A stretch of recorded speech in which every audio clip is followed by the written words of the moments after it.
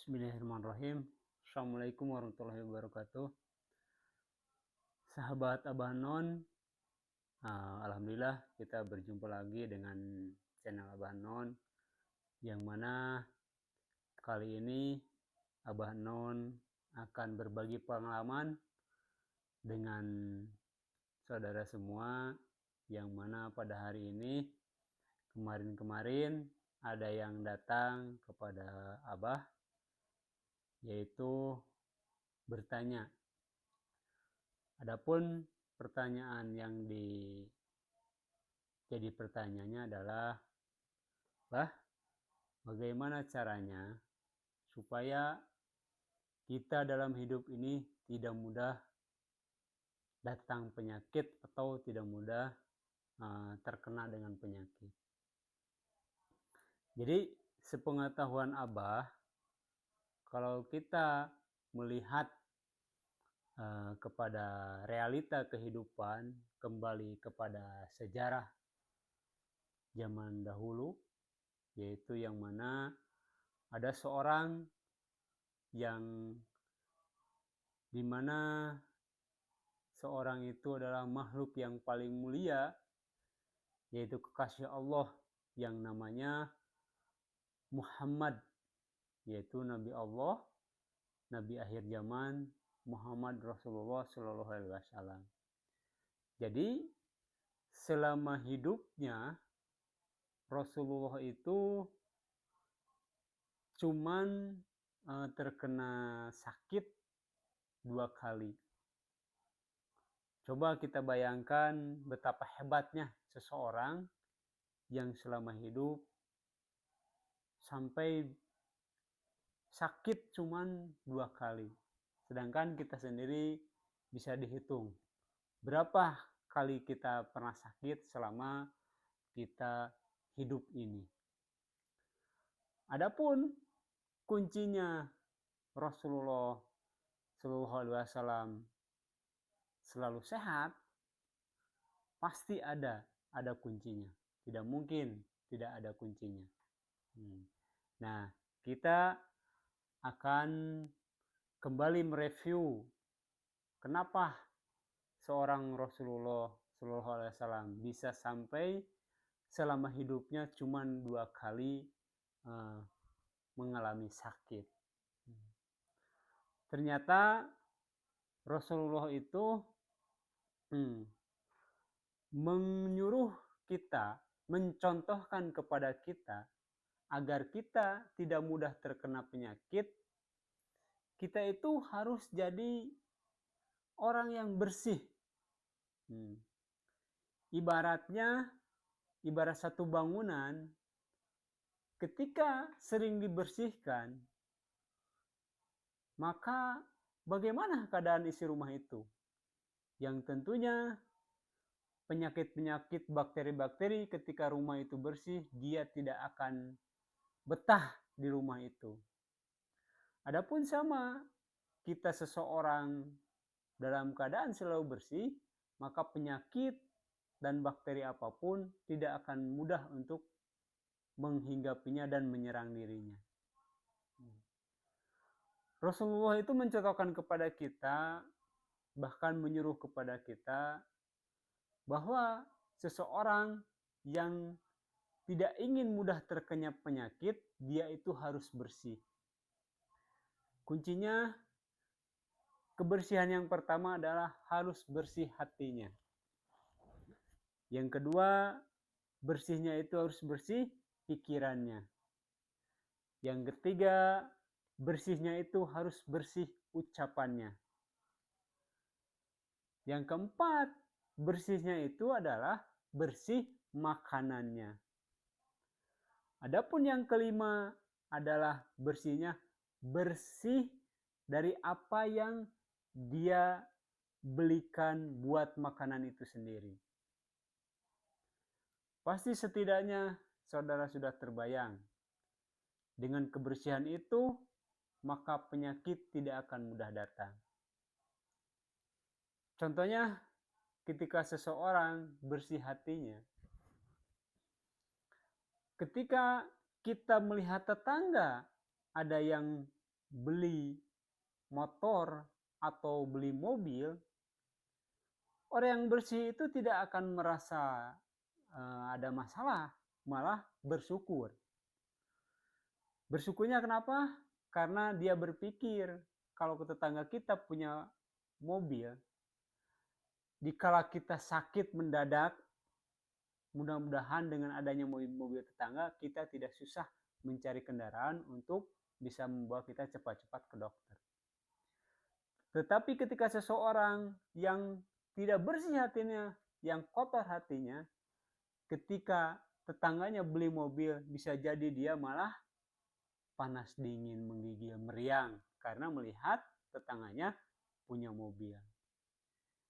Dia seripuh sendiri, susah sendiri karena hatinya kotor. Maka dari itu Rasulullah menyuruh kita supaya kita bersih hatinya sehingga tidak mudah terkena penyakit. Adapun yang kedua, kita itu diperintahkan Rasulullah untuk supaya bersih pikirannya. Ketika seseorang bersih pikirannya,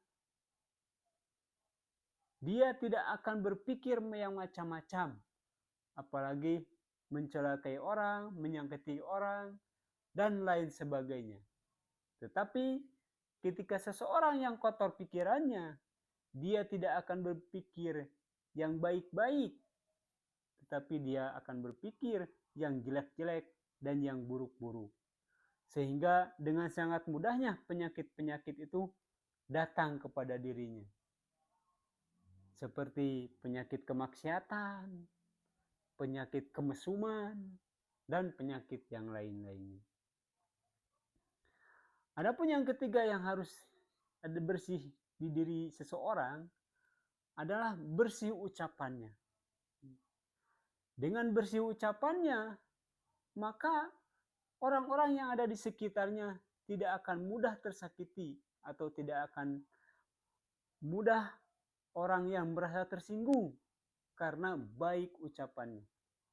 Tetapi kalau seseorang yang tidak bisa menjaga, membersihkan diri ucapannya, kotor ucapannya, maka dengan sangat mudahnya penyakit bakal datang ke dalam dirinya karena pasti dengan ucapan yang tidak baik bahkan bisa jadi menimbulkan masalah karena ucapan-ucapannya yang tidak baik.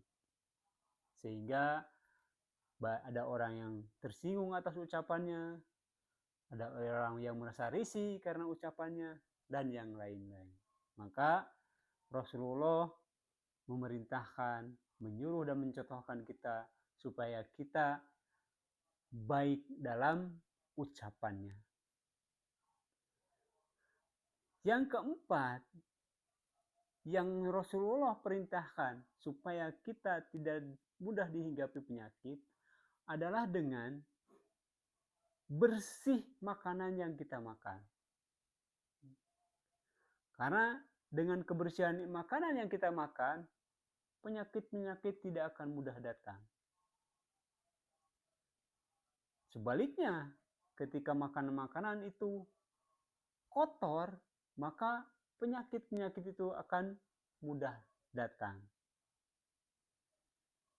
Yang kelima adalah bersih dari uang yang dibelikan buat makanan itu sendiri. Dalam arti, ya uang itu uang yang harus halal. Karena ketika seseorang makan dengan makanan uang haram, maka hasilnya akan menjadi sebuah energi, menjadi sebuah tenaga, dan menjadi baik untuk pola pikirnya. Tapi sebaliknya, ketika seseorang makan dengan makan uang yang tidak halal, dalam arti uang haram,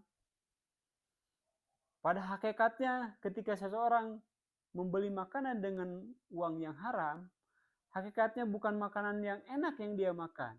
Tetapi apa?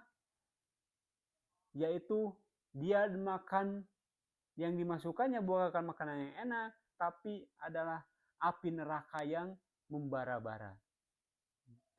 Bisa dibayangkan bagaimana panasnya perut seseorang ketika di dalamnya ada api neraka yang membara-bara. Sehingga ketika seseorang makan uang haram, maka dia tidak akan berpikir yang jernih, dia tidak akan berpikir yang baik-baik, pasti dia akan berpikir yang jelek-jelek, yang buruk-buruk, yang maksiat-maksiat. Karena apa?